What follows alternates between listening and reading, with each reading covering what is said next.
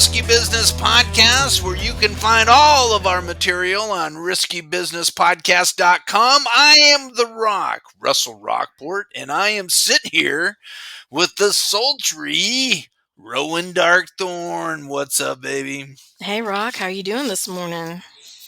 Man, I'm telling you, we have something today. Oh, We do we? have the classic. Which one do you like? The good guy or the bad boy? Ooh, I like this idea. This should be Yeah. right in your wheelhouse. This if I had to guess any topic that you would be absolutely an expert at, it would be the good guy or the bad boy.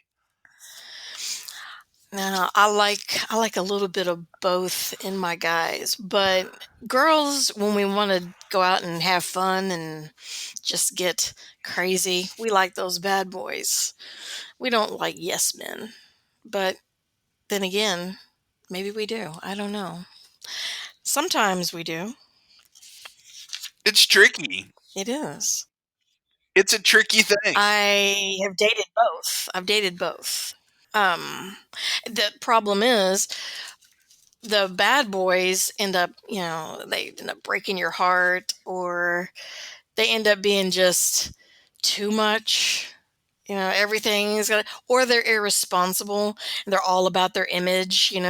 I got this rep to protect. I'm a badass, and it's funny in a way, and it's pitiful in another way.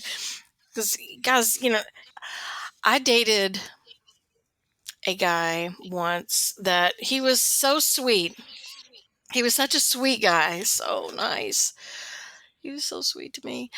But he was such a pussy. It was ridiculous. If you cannot tell me no, then you cannot handle me. I I will don't want eat you to say you. that. I will eat you alive. What? You don't want me to say what? What you just said. I Too don't want bad. you to say it. Take it back. No! That's too bad. That's too bad. It's too bad. No! You can say no all you want, but that's not gonna help.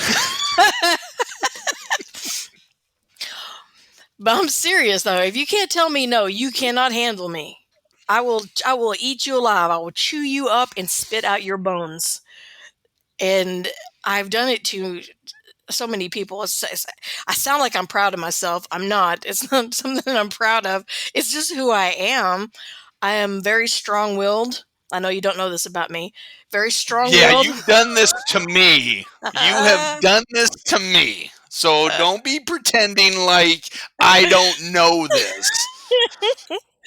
You think I am an angel sent from heaven, which is true. But Yeah, I'm an also angel with horns holding up her halo, more like it. I'm also a demon sent from hell. I admit it. I admit it. It comes in handy from time to time to be a little Mm-hmm. demonic. hmm Mm-hmm. It brings some spice into the bedroom.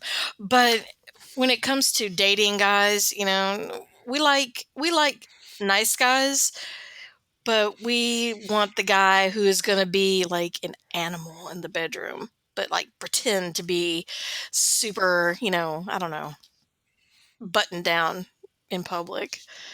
We kind of like that too. I understand that males like that as well. What is it? Absolutely. A a princess on the streets and a whore in the sheets? Is that how that goes?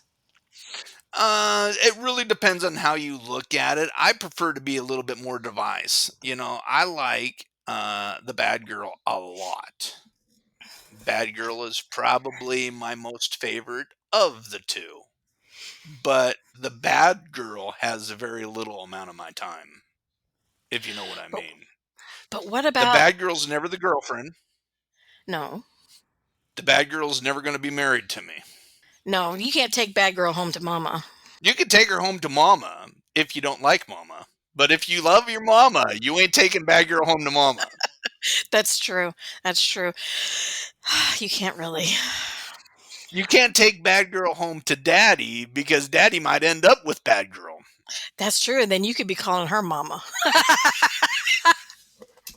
Now, I say that, and Rowan chuckles at it, but most bad girls that I've seen, if they're within the same age as you are, a lot of them have a daddy complex, and a lot of them will be attracted to daddy if you take them home to daddy. Well, a lot of us do like a dad bod. It's pretty hot. A sugar daddy. I don't want a sugar daddy. Let me take my tongue out of my cheek. You know where I'm I, going. I know where you're going, but don't go there because we're not going there. We can't. We don't have any directions to that spot. We're not going there. Stay tuned to the Risky Business podcast. You may find out what we're talking about shortly. Oh my How's gosh. that for a cliffhanger? That is a cliffhanger. I'm hanging. Anyway, so the Really? bad girl, as far as we're concerned, it's a dream come true. My dream. We all have a dream person. My dream person absolutely put me over the edge when she went from the goody good girl on a TV show to the bad girl, and I have been infatuated with this woman ever since. Oh my God. Are we going to talk about Hayden Panny Terry or whatever her name is? Panny Terry, whatever her damn name is. We're going to talk about her again.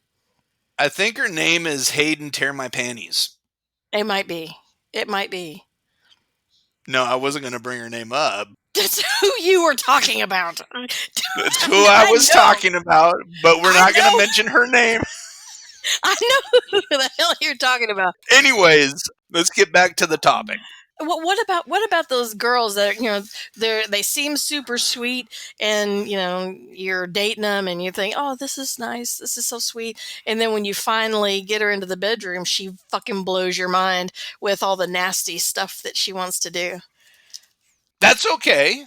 I just won the lottery. Absolutely.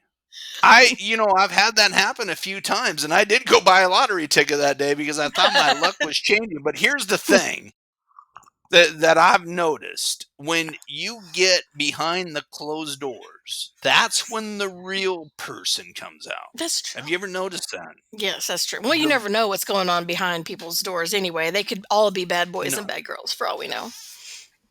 Yeah, and they could also be sweet and innocent people. They're just putting on an image up front so that you would assume that they're something that they're really not. I don't know any sweet and innocent people. You know me. That's what I said. I don't know any sweet and innocent people. There is nobody sweeter and innocent than The Rock, and our listeners have already come to that conclusion, so I need not to say anything more. Wait, we need to pause this for a moment. I need to go and get my hip waders. So the bad girl and the bad boy, explain your thought process about these two particular dynamics. Okay. So the bad boy, they are the ones that will, I don't know. It really depends on, to me, it really depends on if it's real or not. It really depends. Oh, versus an act they're putting on? Yeah, it really depends. If it's a real legitimate bad person, um, depending on the level of badness, that's something I usually try to stay very clear of. Well, we don't want anybody who's like making it a habit to be in jail or do things that are going to get you put in jail, that kind of thing. But as far as the sweet girl, that also, I have seen very few actual sweet girls. Typically, they're sweet until they could get their fingernails in you. Once they get their fingernails in you, you start seeing a whole different side of that sweetness. That is a moderately misogynistic statement. Why do you think they have to get their fingernails into you? Their clutches. Get you into their clutches. Most sweet girls that I've been with, as soon as they've had the key to my place, everything has changed. Everything. The only Well, one that it has not changed, I ended up marrying. The only one. hmm. How did it change? Well, all of a sudden things got extremely expensive on my end. Like Couldn't what? afford to keep her around. All of a sudden, that morning breakfast had to be at the restaurant every morning instead of make something at home. Every night I'd come home. What can we do tonight? And it was always, let's go to a steakhouse or let's go to one of the more expensive things that they could possibly find. And honestly, at the time that that was happening, I could not afford that. Well, that sounds more like the gold digger type that we were talking about earlier. And we will have a topic on that one of these days. But yeah, it's now there has been some sweet girls that I've, been with, and I got to be honest with you, typically the sweet girl to me is kind of boring. I'm sure the sweet guy is the same. Well, yeah, they can be boring, that's for sure. But the going out to an expensive meal or whatever, I like that myself. Who doesn't? I mean, if you're gonna take me out on a date, you're not gonna take me to McDonald's and get a second date. You're gonna take me someplace. You're gonna spend 150 bucks on me at dinner. I am high maintenance, but I am definitely worth every penny. Yeah, but it's The not every single night. Anytime that I go out to dinner, we end up spending a minimum of $60, a minimum. So, yeah, every single time we go out. I don't do fast food. I don't do cheap ass, stuff. If you want me, then you have to come to my level of maintenance. I am. Like I can't help the fact that I'm high maintenance. I don't know why I'm this way. I just am. I like nice things. I like to be wined and dined. And bad boys are good at doing that, but they're also good at giving it to you good in the bedroom once you get back home. Now, question, what do you expect to get in return, Rock, for a really nice dinner out on the town? You spend a couple $100 on her. What do you expect to get in return? Well, of course, you know what I expect to get in return. I expect when we have that nice meal and I'm shelling out a couple $100 for a meal. I expect some attention when we get home or get back to my place. I will tell you a story. Are you expecting anything in particular? Like out of the ordinary kind of payment? Not necessarily, but this is what I do expect. I do expect on a category on a scale from 1 to 10 at least, if I'm spending $200 on a night, at least an 8. What I want that constitutes an Richter 8? scale. What's an 8? It just really depends. It really depends. What is a 10? What's a 10? It depends. It depends on that certain situation. It depends on multiple different things. I could put a list of stuff together, which it really depends on. Eh, there's so many different things. Is my mind blown? Is there something out of the ordinary that happened? Is there a unique technique that happened? Is there a an aggressiveness on her part that you know there's so many different things and so many different categories that can happen that can move that Richter scale. For me personally, what I enjoy a very aggressive, let me make the move first type woman, and because that's so rare. Is it rare? I think it is, especially in the dating world. The women usually want you to chase them, from my experiences, and if you're not chasing them, they're just gonna sit there and wait. Not sit there and wait, but they're not gonna make moves first because they want to be chased. I don't know.